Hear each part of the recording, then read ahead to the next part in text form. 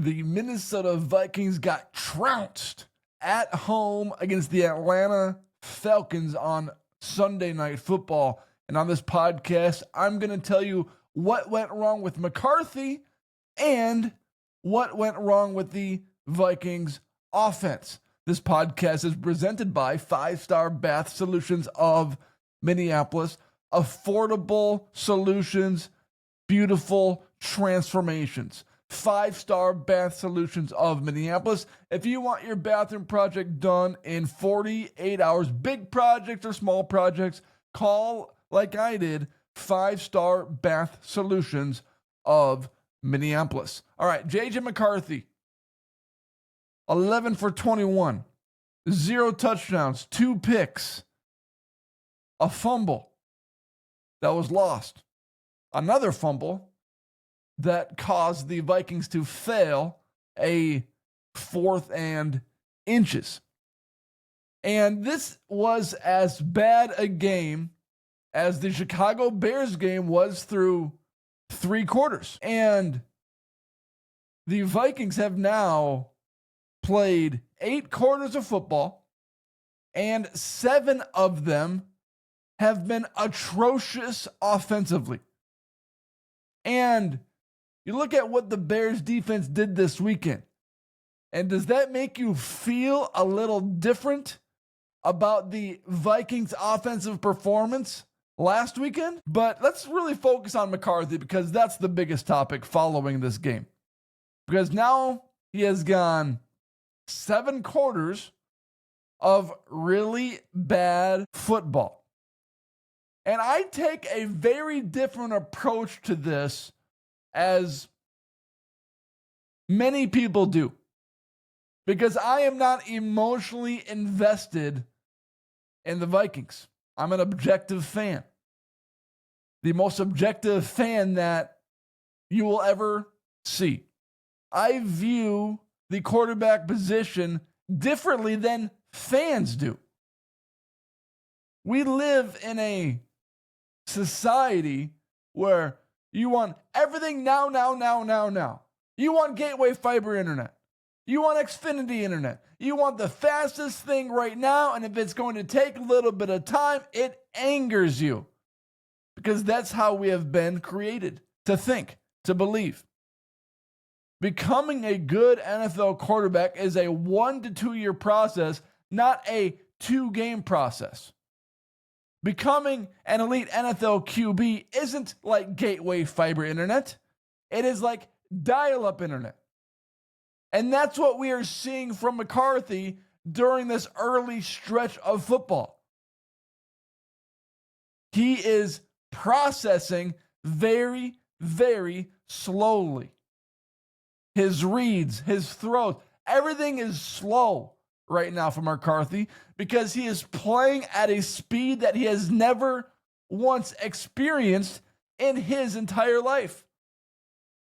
McCarthy, let's call it what it is, has been practically spoon-fed throughout his entire quarterbacking career. At Michigan, he was spoon-fed. Spoon-fed an amazing head coach, spoon-fed one of the best offensive lines, spoon-fed some great receivers, spoon-fed a great defense, which allowed him to process things at his speed.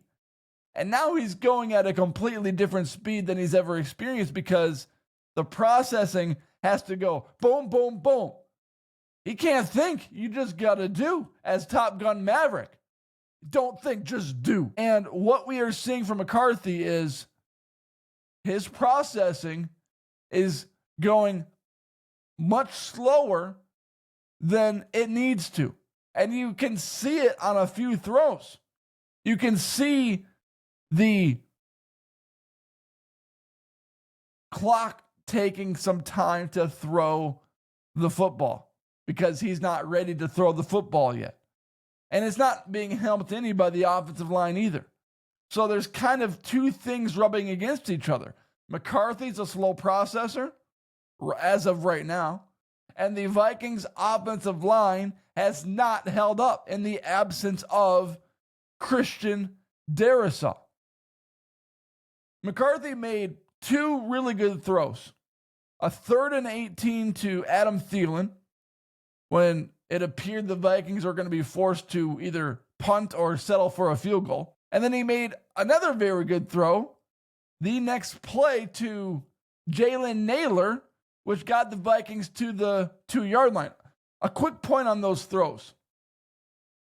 The throw to Adam Thielen didn't necessarily take processing from McCarthy because it was designed to go to Adam Thielen. He was the guy that the Vikings were scheming open on that play, and if they wanted the first down, McCarthy threw it to Thielen. They got man coverage, first down. Easy pitch and catch. So that's what I thought about that one. The Naylor throw was outstanding, but then the Vikings collapsed once they got to the 2-yard line. So I'm not out on McCarthy. I still think he's unbustable because of his work ethic and his mentality when it comes to playing football.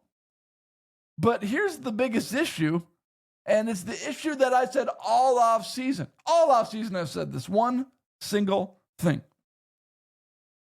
The biggest issue is that the Vikings team and JJ McCarthy are on different timelines.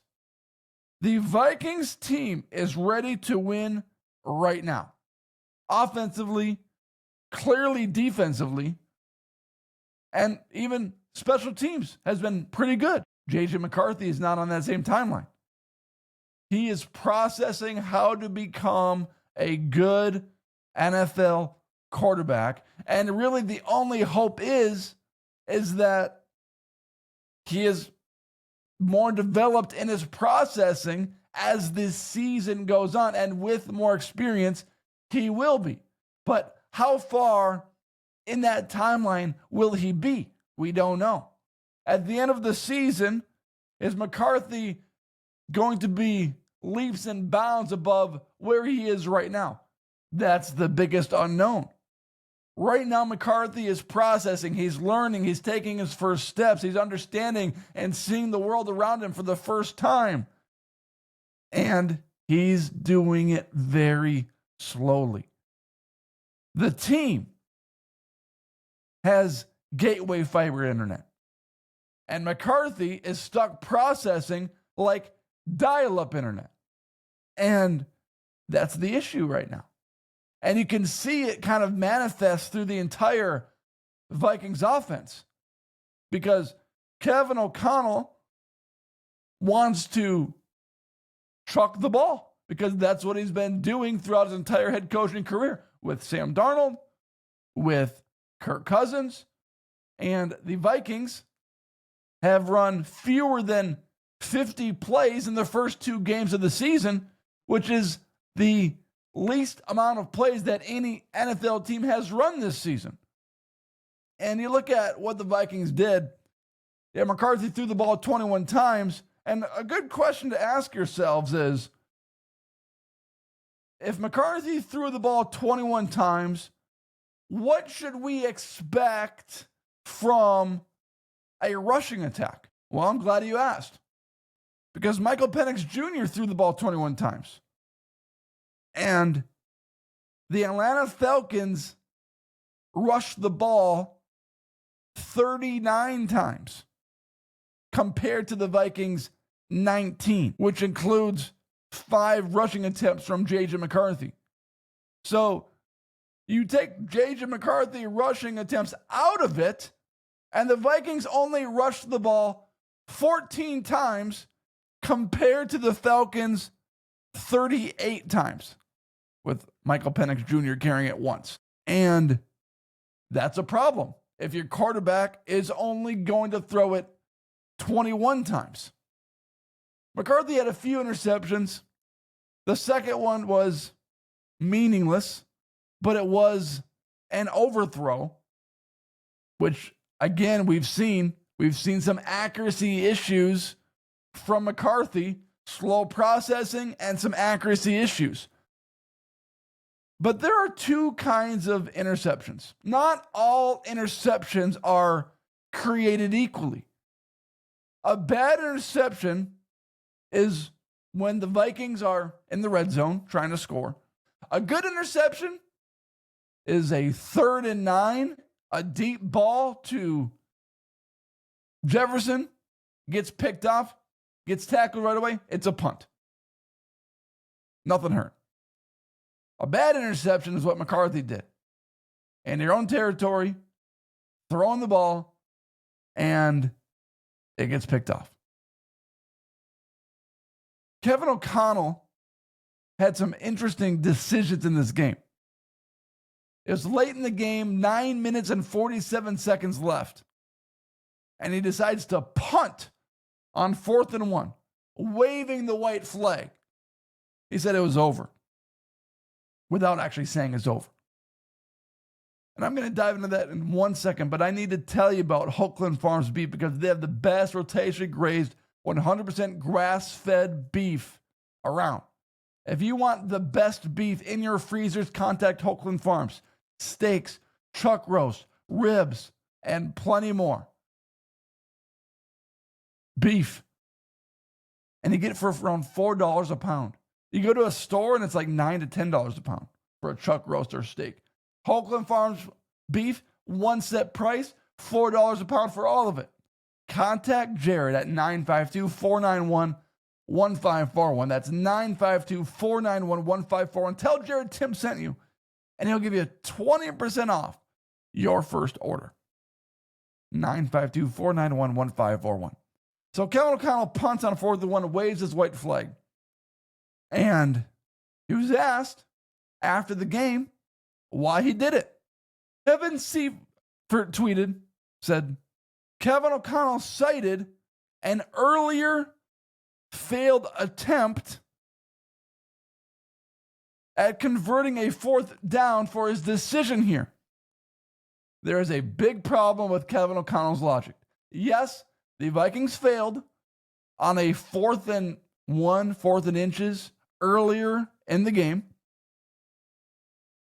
McCarthy fumbled the snap, couldn't get the first down on the sneak.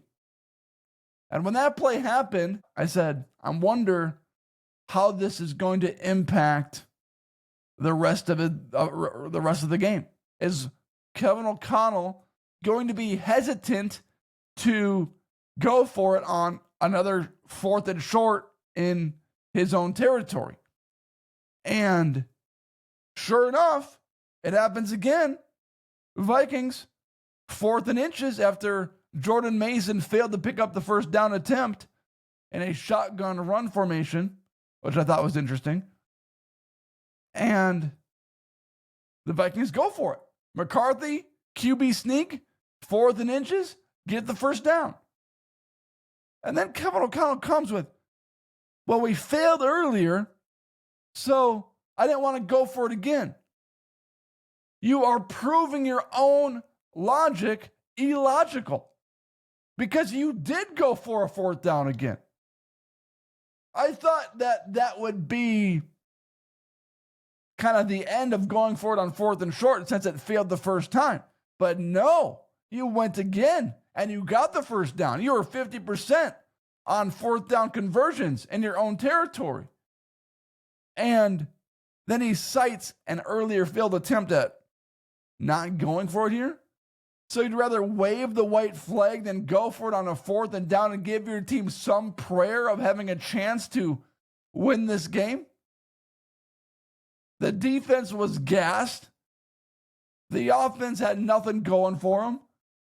Really, by punting the ball away, there's two things you're hoping for. You're hoping for a muffed punt, or you're hoping for a defensive touchdown or turnover immediately, because the defense had no energy left. And the Falcons got the ball back and they scored their first touchdown in the game after that because the defense had nothing left. I mean, how exhausting would it be to only give up 15 points when you have been put in a position to fail over and over and over again?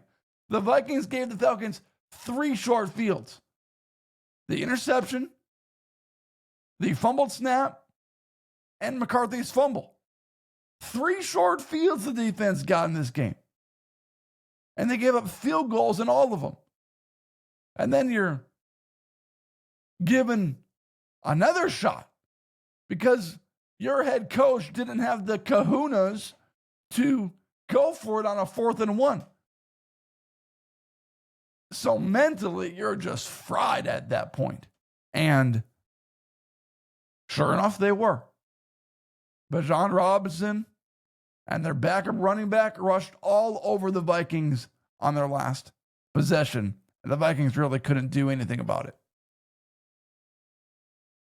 One frustrating thing about this game is that, and this we found out this on Thursday, but Christian Darrisaw almost played in Chicago. He had a little pregame workout beforehand. And then he was ruled out on Thursday for this game. Like, why? You almost played in Chicago on the worst turf at Soldier Field. Worst turf in the NFL. Worst grass in the NFL, I should say. And then you're ruled out on Thursday for your home opener after your left tackle, Justin School, was getting schooled by the Bears defensive line. So that part was frustrating.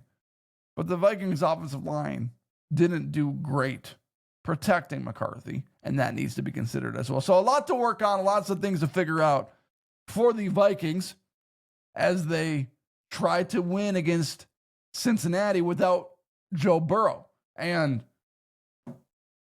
it's really not about Joe Burrow playing or not, because the Bengals could win 3-0 if the Vikings offense doesn't figure it out quickly.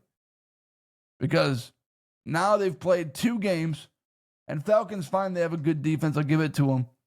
But the Bears defense clearly is not good. And the Vikings were failing over and over and over again to score until the 4th quarter. So that's my reaction. Hit that subscribe button, hit that like button. Thanks for joining the show. Check out 5-Star Bath Solutions of Minneapolis for your bathroom needs.